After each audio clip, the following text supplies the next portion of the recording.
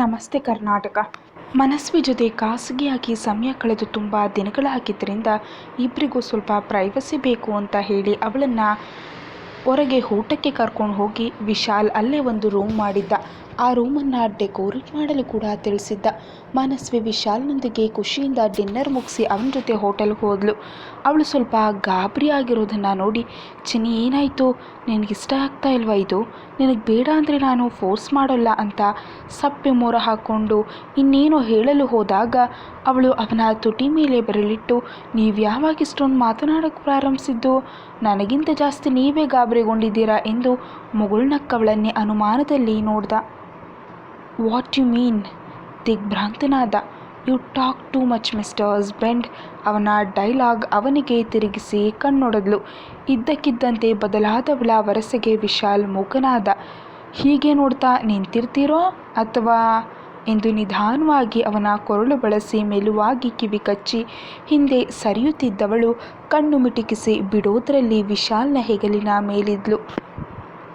ರೀ ಎಂದು ಹುಡುಗಿ ಜೋರಾಗಿ ಕೂಗಿ ಆಸರೆಗಾಗಿ ಗಟ್ಟಿಯಾಗಿ ಅವನ ಭುಜ ಒತ್ತಿ ಹಿಡಿದು ನಕ್ಕದ್ಲು.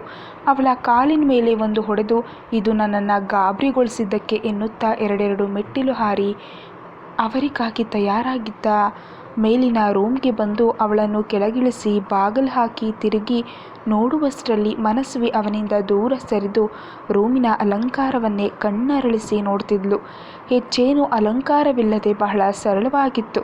ಹಾಸಿಗೆಯನ್ನು ಬಿಳಿಯ ಬಣ್ಣದ ಬೆಡ್ ಶೀಟ್ಗಳಲ್ಲಿ ಆವರಿಸಿಕೊಂಡಿದ್ದವು.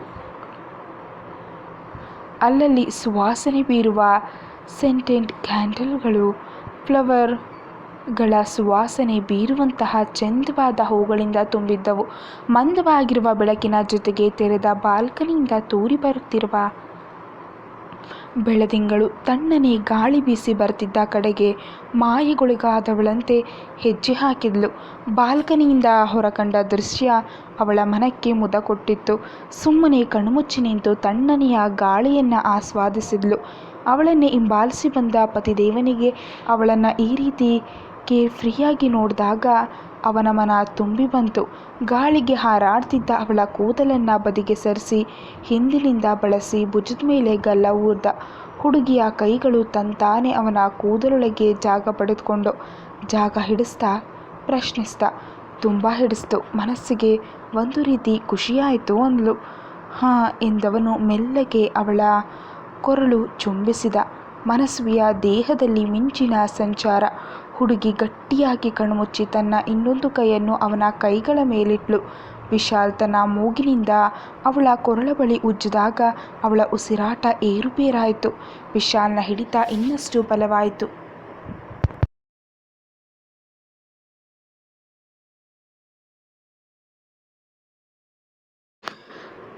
ಇಬ್ಬರು ಒಂದು ಕ್ಷಣ ಹಾಗೆ ನಿಂತರು. ನೀರವ ಮೌನದಲ್ಲಿ ಇಬ್ಬರ ಕಿವಿಗೂ ತಾಕುವಷ್ಟು ಜೋರಾಗಿ ಹೇಳಿ ಬರ್ತಿತ್ತು ಇಬ್ಬರ ಹೃದಯ ಬಡಿತ. ಮೊದಲೇ ತನ್ನ ಮೇಲಿನ ನಿಯಂತ್ರಣ ಕಳೆದುಕೊಂಡಿದ್ದ ವಿಶಾಲ್ಗೆ ಇನ್ನೂ ಸಂಯಮದಿಂದ ವರ್ತಿಸಲು ಆಗಲಿಲ್ಲ. ಮನಸ್ವಿಯನ್ನು ತನ್ನಡೆಗೆ ತಿರುಗಿಸಿಕೊಂಡು ಅವಳ ಹಣೆಯಿಂದ ಹಿಡಿದು ಗಲ್ಲದವರೆಗೂ ಬಹು ನಾಜೂಕಾಗಿ ಮುದ್ದಿಸಿ ನಿಧಾನವಾಗಿ ಅವಳ ತುಟಿಗಳನ್ನು ಆಕ್ರಮಿಸಿದ. ತುದಿಗಾಲಿನಲ್ಲಿ ನಿಂತು ಅವನ ಕೊರಳು ಬಳಸಿ ಸ್ವಲ್ಪವೂ ಕೊಸರಾಡದೆ ಅವನಿಗೆ ಸ್ಪಂದಿಸಿದ್ಲು. ವಿಶಾಲ್ ಕೈಬೆರಳುಗಳು ಅವಳ ಬಳ್ಳಿಯಂಥ ನಡುವಿನ ಮೇಲೆ ಚಿತ್ತಾರ ಮೂಡಿಸತೊಡಗಿದ. ಏದಿಸಿರು ಬಿಡುತ್ತಾ ಇಬ್ಬರು ದೂರ ಸರಿದ್ರು. ಅರ್ಧ ಮುಚ್ಚಿದ ಅವಳ ನಶೆಯಂಥ ಕಣ್ಣುಗಳು ಅವನ ಮುತ್ತಿನ ಪ್ರಭಾವಕ್ಕೆ ಕೆಂಪೇರಿದ ಅವಳ ತುಟಿಗಳು, ಏರುಪೇರಾದ ಉಸಿರಾಟ, ಎದೆಯ ಮೇಲಿನಿಂದ ಸರಿದ ಸೆರಗಿನ ಮರೆಯಲ್ಲಿ ಕಾಣುತ್ತಿದ್ದ ಅವಳ ಯೌವನದ ಸೌಂದರ್ಯದ ದಾಳಿಗೆ ವಿಶಾಲ್ ಸಂಪೂರ್ಣ ಶರಣಾದ. ತಡ ಮಾಡದೆ ಅವಳ ಕೊರಳ ಒನಪಿನಲ್ಲಿ ಮುಖ ಹುದುಗಿಸಿ ಅವನನ್ನು ಬಹುವಾಗಿ ಕಾಡುವ ಸಾಸಿವೆ ಕಾಳಿನ ಗಾತ್ರದ ಮಚ್ಚೆಯನ್ನು ಮನಸ್ಸಾರೆ ಮುದ್ದಿಸಿದ. ಅವಳಿಂದ ಒಂದು ಕ್ಷಣ ದೂರ ಇರೋದು ಅಸಾಧ್ಯವೆನಿಸಿದಾಗ ಮನಸ್ವಿಯನ್ನು ತನ್ನ ಬಾಹುವಿನಲ್ಲಿ ಎತ್ಕೊಂಡು ಬಂದು ಹಾಸಿಗೆ ಮೇಲೆ ಮಲಗಿಸಿ ಅವಳ ಸೌಂದರ್ಯವನ್ನು ಕಣ್ತುಂಬಿಕೊಂಡ. ಅವನ ನೇರ ದೃಷ್ಟಿಯನ್ನು ಎದುರಿಸಲಾರದೆ ಮನಸ್ವಿ ತನ್ನ ಕತ್ತನ್ನು ಪಕ್ಕಕ್ಕೆ ಹೊರಳಿಸಿದ್ಲು. ಮನಸ್ವಿಯ ರೀತಿಗೆ ನಕ್ಕವನು ಅವಳ ಮೇಲೆ ಬಾಗಿ ನೊಸಲನ್ನು ಚುಂಬಿಸಿದ. ಅವನೆಡೆ ನೋಡಿದ ಮನಸ್ವಿಯ ಕಣ್ಣುಗಳು ತುಂಬ ಸಾವಿರ ಬಯಕೆಗಳ ಆಗರ. ನಿಧಾನವಾಗಿ ಅವಳ ಆಭರಣಗಳೆಲ್ಲವೂ ಕಳಚಿದ. ಕೇವಲ ಅವನ ಹೆಸರಿನ ಮಾಂಗಲ್ಯವೊಂದನ್ನು ಧರಿಸಿ ನಿರಾಭರಣ ಸುಂದರಿಯಂತೆ ಕಾಣ್ತಿದ್ದವಳ ಮನಮೋಹಕ ರೂಪಕ್ಕೆ ಮರುಳಾದ. ಹೆಚ್ಚು ಹೊತ್ತು ತನ್ನ ಬಯಕೆಗಳಿಗೆ ಕಡಿವಾಣ ಹಾಕಲಾಗದೆ ಮೆಲ್ಲನೆ ಮನಸ್ವಿಯನ್ನು ಪ್ರೀತಿಸಲು ಆರಂಭಿಸಿದ. ವಿಶಾಲ್ ಅವಳ ಮೆತ್ತನೆಯ ತನುವನ್ನು ತನ್ನ ಉಕ್ಕಿನಂಥ ದೇಹದಿಂದ ಬಂಧಿಸಿದ. ಇಂಚಿಂಚಾಗಿ ಮುದ್ದಿಸಿದ, ಆರಾಧಿಸಿದ. ಮನಸ್ವಿಯ ನರಳುವಿಕೆಗೆ ಅವನ ಪಿಸುನುಡಿಗಳೇ ಸಾಂತ್ವನ. ಮುಂಜಾವಿನವರೆಗೂ ಬೆವರಿನಲ್ಲಿ ತೊಯ್ದ ದೇಹಗಳು ಮಿಲನದ ದಣಿವಿಗೆ ಒಬ್ಬರ ತೋಳಿನಲ್ಲೊಬ್ಬರು ಆಸರೆ ಪಡೆದರು. ಇಬ್ಬರ ಮುಖದಲ್ಲೂ ಏನೇನೋ ಪಡೆದುಕೊಂಡಂತಹ ನೆಮ್ಮದಿಯು ಆವರಿಸಿತ್ತು.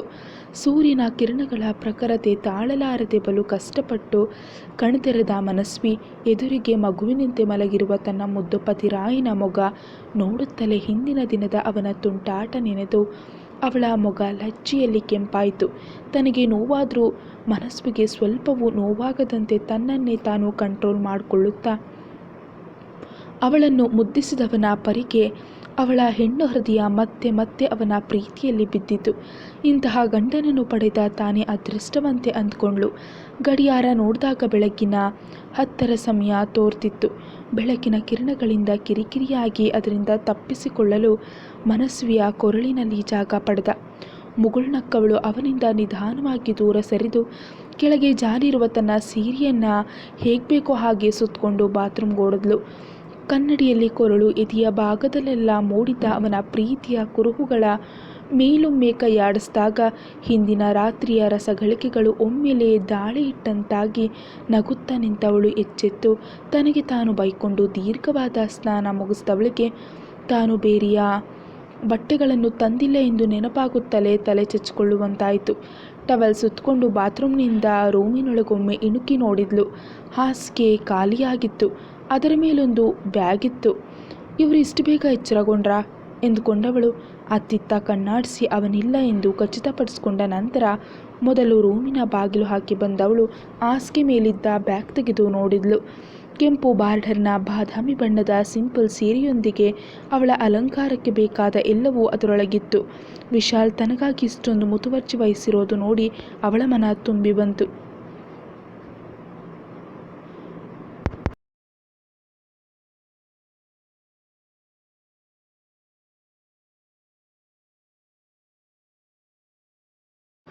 ಪಟಪಟನೆ ಸೀರೆಯುಟ್ಟು ಅಲಂಕಾರ ಮಾಡಿಕೊಳ್ಳಲು ಕನ್ನಡಿ ಮುಂದೆ ನಿಂತಳು. ಎಂದಿನಂತೆ ಸರಳವಾಗಿ ತನ್ನ ಅಲಂಕಾರ ಮುಗಿಸಿದವಳು ಹಣೆಯ ಮೇಲೆ ಸಿಂಧೂರ ಹಚ್ಚಿದಾಗ ಮೂಡಿದ ತನ್ನ ಪ್ರತಿಬಿಂಬವನ್ನು ಒಂದು ಕ್ಷಣ ದಿಟ್ಟಿಸಿದವಳ ಮುಖದ ಮೇಲೆ ಮುಗುಳ್ನಗೆ ಮೂಡಿತು. ಹೆಣ್ಣಾಗಿ ತಾನೊಬ್ಬಳು ಪರಿಪೂರ್ಣ ಅನ್ನಿಸ್ತಿತ್ತು. ಕೆಳಗೋಗಿ ವಿಶಾಲ್ ಮುಂದೆ ನಿಲ್ಲಲು ಅವಳಲ್ಲಿ ಏನೋ ಒಂದು ರೀತಿ ಹಿಂಜರಿಕೆ. ಅವನ ತುಂಟ ಕಣ್ಣುಗಳ ನೋಟವನ್ನು ತಾಳುವಷ್ಟು ಶಕ್ತಿ ಇಲ್ಲ ಅವಳಲ್ಲಿ. ಒಂದೆರಡು ನಿಮಿಷ ತನ್ನನ್ನೇ ತಾನು ಸಮಾಧಾನ ಮಾಡಿಕೊಂಡು ನಿಧಾನವಾಗಿ ಕೆಳಗಿಳಿದು ಬಂದ್ಲು. ಪಾತ್ರೆಗಳ ಶಬ್ದ ಕೇಳಿದ ಕಡೆ ಹೆಜ್ಜೆ ಹಾಕಿದ್ಲು. ಅಡುಗೆ ಮನೆಯಲ್ಲಿ ವಿಶಾಲ್ ಏಫ್ರಾನ್ ತೊಟ್ಟು ಗ್ಯಾಸ್ ಮುಂದೆ ನಿಂತು ಏನನ್ನೋ ಮಾಡ್ತಿದ್ದ. ಆಶ್ಚರ್ಯವಾಗಿ ಮನಸ್ವಿಯ ಹುಬ್ಬುಗಳು ಮೇಲೇರಿದವು. ಮನಸ್ವಿ ಬಂದದ್ದು ತಿಳಿಯಿತೆಂಬಂತೆ ಅವಳ ಕಡೆ ತಿರುಗಿದ ವಿಶಾಲ್ ತನ್ನ ಸುಂದರ ಹೆಂಡತಿಯ ರೂಪವನ್ನು ಮನದಲ್ಲೇ ಮೆಚ್ಚಿಕೊಂಡ. ಎಂದಿಗಿಂತ ಇಂದು ತುಸು ಹೆಚ್ಚೆ ಹೊಳಿತಿದ್ಲು Manasvi. Good morning Mrs Vishal ನುಡಿದು ಅವಳ ಹಣೆಗೊಂದು ಮುತ್ತಿಟ್ಟ. Good morning. ಮೆಲ್ಲನೆ ಉಸಿರಿದವಳಿಗೆ ಕತ್ತೆತ್ತಲು ಹಿಂಜರಿಕೆ. ಇಷ್ಟೊಂದು ನಾಚೋ ಅವಶ್ಯಕತೆ ಇಲ್ಲ ಚಿನ್ನ. ನಿನ್ನ ಸೌಂದರ್ಯವನ್ನು ಪ್ರತಿ ರಾತ್ರಿ ನೋಡ್ತಾನೇ ಇದ್ದೀನಿ.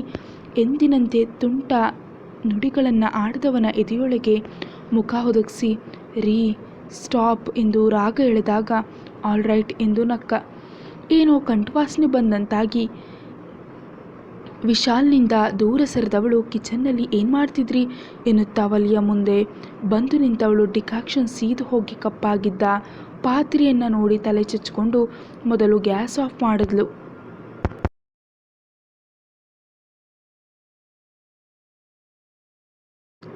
ಹಿಡಿಕೆಯಿಂದ ನಿಧಾನವಾಗಿ ಆ ಪಾತ್ರೆಯನ್ನು ಎತ್ತಿ ಸಿಂಕಿಗೆ ಹಾಕಿ ನೀರು ಬಿಟ್ಟು ಹಿಂದೆ ಸರಿದು ನಿಂತಳು. ವಿಶಾಲ್ ಪೆಚ್ಚಾಗಿ ನಿಂತ. ಮಡದಿಗಾಗಿ ಕಾಫಿ ತಯಾರಿಸಲೆಂದು ಬಂದವನು ಅವಳನ್ನು ಗೋಳುಹಿದುಕೊಳ್ಳುವ ಭರದಲ್ಲಿ ಕಾಫಿ ಕುದಿಯಲು ಇಟ್ಟಿರೋದು ಮರೆತು ಎಡವಟ್ ಮಾಡಿಕೊಂಡಿದ್ದ.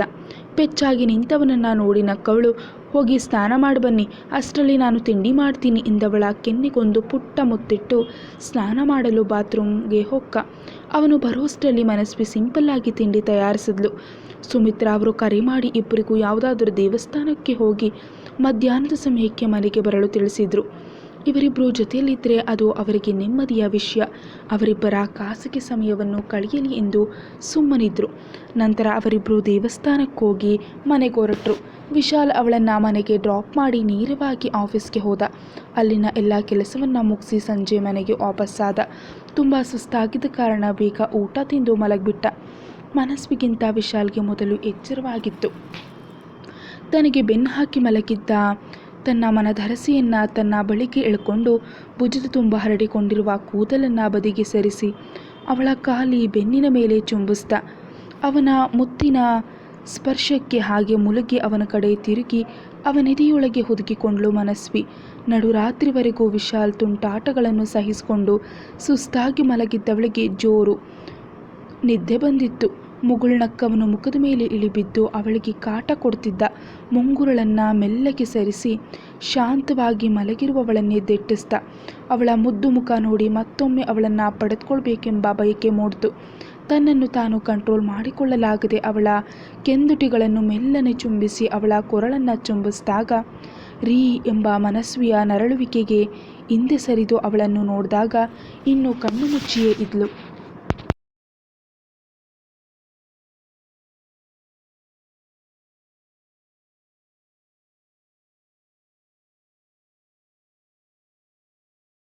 ಮುದ್ದಾಗಿ ಮುದುರಿ ಮಲಗಿದ್ದವಳನ್ನೇ ಎಚ್ಚರಿಸಲು ಮನಸ್ಸಾಗದೆ ಸುಮ್ಮನಾಗ್ಬಿಟ್ಟ. ಕೆಲ ಕ್ಷಣಗಳ ಕಾಲ ಅವಳನ್ನೇ ದೆಟ್ಟಿಸಿದವನು ಅವಳ ಹಣೆಯನ್ನೊಮ್ಮೆ ಚುಂಬಿಸಿ ಎದ್ದು ಫ್ರೆಶ್ ಅಪ್ ಆಗಿ ಜಿಮ್ ರೂಮ್ ಹೊಕ್ಕು ವರ್ಕೌಟ್ ಮಾಡಲು ಶುರು ಮಾಡ್ದ. ವಿಶಾಲ್ ಮತ್ತು ಮನಸ್ವಿ ಇದು ಸುಂದರ ದಾಂಪತ್ಯ ಜೀವನ. ಮನಸ್ವಿಯನ್ನು ಹೂವಿನಂತೆ ನೋಡ್ಕೊಳ್ತಿದ್ದ ವಿಶಾಲ್. ಅವಳು ಕೇಳೋದಕ್ಕಿಂತ ಮೊದಲೇ ಎಲ್ಲವನ್ನ ಅವಳ ಮುಂದೆ ತಂದಿಡ್ಬಿಡ್ತಿದ್ದ. ಈಗೇನು ಹೆಚ್ಚು ಕೆಲಸವಿಲ್ಲದಿದ್ದರಿಂದ ಪ್ರತಿ ವಾರ ಗಂಡ ಹೆಂಡತಿ ಡೇಟಿಂಗ್ ಶಾಪಿಂಗ್ ಎಂದು ಹೋಗ್ತಿದ್ರು. ಆದರೆ ಇಬ್ಬರು ಟ್ರಿಪ್ಗೆ ಹೋಗಬೇಕು ಅನ್ನೋದು ಇನ್ನೂ ಬಾಕಿ ಇತ್ತು. ಅದಕ್ಕೂ ಸಹ ವಿಶಾಲ್ ಪ್ಲ್ಯಾನ್ ಮಾಡಿದ್ದ. ಮನಸ್ವಿಗೆ ಹೊರದೇಶಕ್ಕೆ ಹೋಗಿ ಅಲ್ಲಿ ಸುತ್ತಾಡೋದಕ್ಕಿಂತ ತಮ್ಮ ದೇಶವನ್ನು ಸುತ್ತಬೇಕೆನ್ನುವ ಆಸೆ ಇದ್ದಿದ್ದರಿಂದ ಬರೋಬ್ಬರಿ 20 ದಿನದ ಟ್ರಿಪ್ ಪ್ಲ್ಯಾನ್ ಮಾಡಿದ್ದ. ಮನಸ್ವಿಗೆ ತಿಳಿಯದಂತೆ ಹುಡುಗ ಹೆಂಡತಿಗೆ ಸರ್ಪ್ರೈಸ್ ಕೊಡಬೇಕೆಂದು ತುದಿಗಾಲ್ನಲ್ಲಿ ನಿಂತಿದ್ದ. ಸ್ವಲ್ಪ ತಡವಾಗಿ ಎದ್ದ ಮನಸ್ವಿ ತನ್ನ ಅವಸ್ಥೆಯನ್ನು ನೋಡಿ ತಲೆ ಚುಚ್ಚಿಕೊಂಡು ಬೆಡ್ಶೀಟ್ ಹೊತ್ಕೊಂಡೇ ಬಾತ್ರೂಮ್ ಹೊಕ್ಕು ಪಟಪಟನೆ ಸ್ನಾನ ಮುಗಿಸಿ ಬಟ್ಟೆ ತೊಟ್ಟು ಕೂದಲನ್ನು ಟವೆಲ್ನಿಂದ ಒರೆಸ್ಕೊಂಡು ಕಿಚನ್ ಹೊಕ್ಕು ವಿಶಾಲ್ಗೆ ಪ್ರೋಟೀನ್ ಡ್ರಿಂಕ್ ಹಿಡಿದು ಜಿಮ್ ರೂಮ್ಗೆ ಬಂದವಳು. ವಿಶಾಲ್ ತನ್ನ ಕಡೆ ನಗುತ್ತಾ ಬರ್ತಿರೋದನ್ನು ಗಮನಿಸಿ ಬಾಟಲನ್ನು ಅವನ ಹಾಗೆ ತುರುಕಿ ಅಲ್ಲಿಂದ ಹೋಗ್ಬಿಟ್ಳು.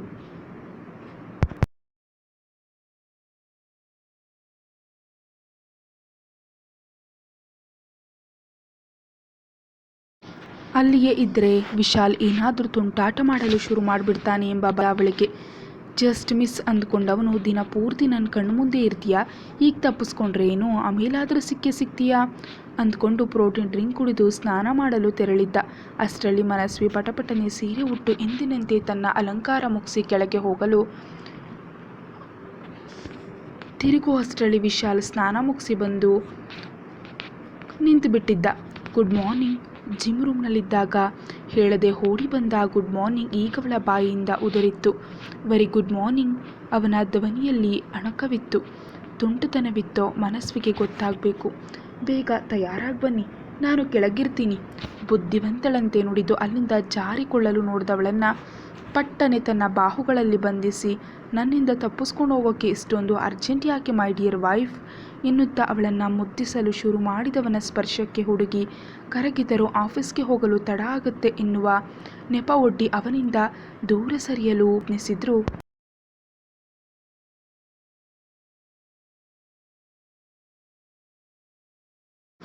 ಹುಡುಗ ಹಿಂದೆ ಸರಿಲಿಲ್ಲ. ಅವನ ಮನ ತಣಿಯುವಷ್ಟು ಮುದ್ದಿಸಿ ಅವಳನ್ನು ಬಿಟ್ಟಿದ್ದು.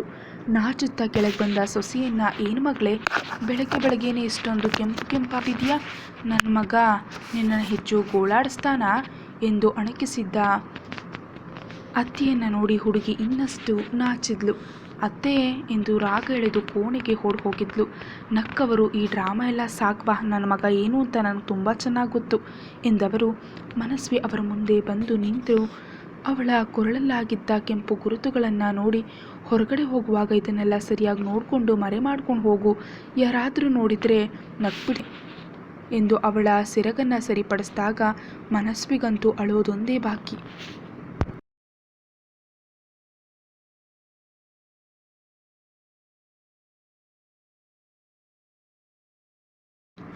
ಇದಕ್ಕೆ ಕಾರಣರಾದ ವಿಶಾಲ್ನನ್ನು ಬೈದ್ಕೊಂಡು ರೂಮಿಗೆ ಹೋದವಳು ಅವಳನ್ನೇ ನೋಡ್ತಿದ್ದರೂ ಸಹ ಅವನ ಕಡೆ ತಿರುಗಿ ನೋಡದೆ ವಾಕಿನ್ ಕ್ಲೋಸೆಟ್ ಹೊಕ್ಕು ಕುತ್ತಿಗೆ ಮುಚ್ಚುವಂತಹ ತುಂಬು ತೋಳಿನ ಡ್ರೆಸ್ ತೊಟ್ಟು ಕನ್ನಡಿ ಮುಂದೆ ನಿಂತು ಕೆಂಪಾಗಿದ್ದ ಜಾಗಗಳಿಗೆ ಸ್ವಲ್ಪ ಕನ್ಸಿಲರ್ ಹಚ್ಚಿ ಗುರುತನ್ನು ಮರೆಮಾಚಿದ್ಲು. ತನ್ನ ದೇಹದ ಬೇರೆ ಯಾವುದಾದ್ರೂ ಭಾಗದಲ್ಲಿ ಗುರುತು ಕಾಣ್ತಿದೆಯೋ ಇಲ್ಲವೋ ಎಂದು ಖಚಿತಪಡಿಸಿಕೊಂಡು ನಂತರ ಸಂಪೂರ್ಣವಾಗಿ ತಯಾರಾದ್ಲು. ಅವಳನ್ನೇ ಕಣ್ಣು ಮಿಟುಕಿಸದೆ ನೋಡ್ತಿದ್ದವನಿಗೆ ಮನಸ್ವಿ ಯಾಕೆ ಬಟ್ಟೆ ಬದಲಿಸಿದ್ಲೆಂದು ತಿಳಿಲಿಲ್ಲ. ಅವನನ್ನು ಕಡೆಗಣಿಸಿ ಹೊರಟವಳ ಕೈ ಹಿಡಿದು ಸೀರೆ ಯಾಕೆ ಚೇಂಜ್ ಮಾಡಿದೆ? ಈ ಡ್ರೆಸ್ಗಿಂತ ಆ ಸೀರೆಯಲ್ಲಿ ಸುಂದರವಾಗಿ ಕಾಣ್ತಿದ್ದೆ ಎಂದವನಿಗೆ, ಆ ಸೀರೆಯಲ್ಲಿ ನೀವು ನನಗೆ ಕೊಟ್ಟ ಗಿಫ್ಟ್ಗಳೆಲ್ಲ ಬಹಳ ಚೆನ್ನಾಗಿ ಕಾಣ್ತಿತ್ತು. ಅತ್ತೆ ನೋಡಿ ಹೇಳಿದ್ದಕ್ಕೆ ಸರಿ ಹೋಯಿತು. ನಾನೇನಾದರೂ ಹಾಗೆ ಹೊರಟು ಬಂದಿದ್ದರೆ ನನ್ನನ್ನು ನೋಡಿದವರು ಏನಂದ್ಕೊಳ್ತಿರ್ಲಿಲ್ಲ ಎಂದು ಜೋರು ಮಾಡಿದ್ಲು. ನಾನು ಯಾವಾಗ ನಿನಗೆ ಗಿಫ್ಟ್ ಕೊಟ್ಟೆ? ಅವಳು ಹೇಳಿದ್ದು ಅವನಿಗೆ ಅರ್ಥವೇ ಆಗಿರಲಿಲ್ಲ. ಇದು ತನ್ನ ಬಲ ಕುತ್ತಿಗೆ ಮೇಲಿದ್ದ ಅವನೇ ತೋಡಿದ್ದ ಗುರುತನ್ನು ತೋರಿಸಿದಾಗ ಅರ್ಥವಾಗಿ ನಗು ಬಂದು ಬಿಟ್ಟಿತ್ತು. ಅದರ ಮೇಲೆ ಮುತ್ತಿಟ್ಟವನನ್ನು ದೂರ ತಳ್ಳಿ, ನನ್ನಿಂದ ದೂರ ಇರಿ, ನೀವು ಈ ರೀತಿ ಮಾಡೋದಾದರೆ ನನ್ನ ಹತ್ತಿರನೇ ಬರಬೇಡಿ ಎಂದವಳ ನಿರಾಕರಣೆಯನ್ನು ಗಮನಕ್ಕೆ ತೆಗೆದುಕೊಳ್ಳದೆ, ನಿನ್ನ ಮೇಲೆ ನನ್ನ ಪ್ರೀತಿ ಗುರುತು ನೋಡೋಕೆ ತುಂಬ ಚೆನ್ನಾಗಿದೆ. ಇನ್ನಷ್ಟು ಕೆಣಕಿದವನನ್ನು ಸುಟ್ಟು ಬಿಡುವಂತೆ ನೋಡಿ ಕೆಳಗೆ ಹೋದವಳನ್ನು ಅಲೆ ಅಲೆಯಾಗಿ ತೇಲಿ ಬಂದ ಅವನ ನಗು ಅವಳನ್ನು ಇನ್ನಷ್ಟು ಉರಿಸಿತ್ತು. ಬಟ್ಟೆ ಬದಲಾಯಿಸಿ ಮುಖ ಊದಿಸ್ಕೊಂಡು ಬಂದ ಮನಸ್ವಿಯನ್ನು ನೋಡಿ ಸುಮಿತ್ರಾ ಬಂದ ನಗುವನ್ನು ತಡ್ಕೊಂಡ್ರು. ಇದರ ಬಗ್ಗೆ ಅರಿವಿಲ್ಲದ ವೆಂಕಟೇಶ್ ಯಾವಾಗ ನಮಗೆ ತಿಂಡಿ ಬಡಿಸ್ತಾರೋ ಎನ್ನುತ್ತಾ ಕಾಯುತ್ತಾ ಕುಳಿತರು. ವಿಶಾಲ್ ಬಂದ ನಂತರ ಎಲ್ಲರೂ ತಿಂಡಿ ತಿಂದು ತಮ್ಮ ತಮ್ಮ ಕೆಲಸಗಳಿಗೆ ಹೊರಟರು. ಕತೆ ಮುಂದುವರಿಯುತ್ತೆ. Thank you so much for watching.